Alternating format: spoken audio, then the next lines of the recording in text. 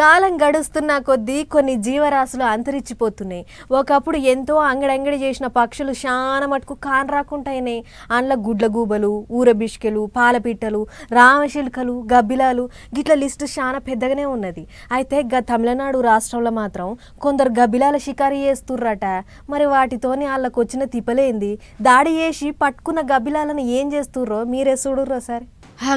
గబ్బిలాల ముచ్చటని చెప్పి మంచిగా వండి తయారు పెట్టిన చిల్లీ చికెన్ చూపిస్తుర్రేంది అని పరిశాన్ అవుతున్నారులే. మంచిగా చూడుర్రి, ఇది చికెన్ కాదు, గబ్బిలాల కూర.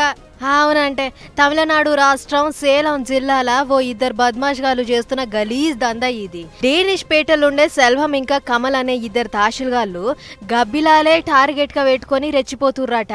అట్లా అక్కడున్న గబ్బిలాలను తుపాకులతోని దాడి చేసుకుంటా ఒక్క గబ్బిలం కూడా లేకుండా చేసిర్రట.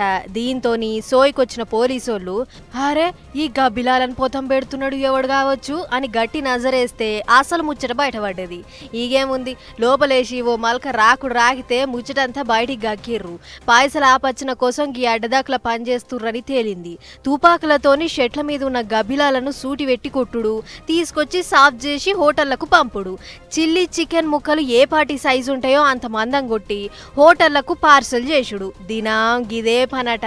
అంతేకాదు మందు దుక్నాల కాడ చికెన్ ఫ్రై అని అమ్ముతుంటారు కదా, అగొక్క దుక్నాల కాడికి కూడా ఇదే మాల్పోతుందట.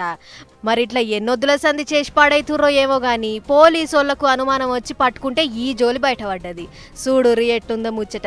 హోటళ్లకు పోయి కమ్మగా తిందామని ఆర్డర్ ఇస్తే తెచ్చిన కూర కుక్కదా పిల్లిదా గబ్బిలందా అనేది తెలవకుండా అయ్యింది.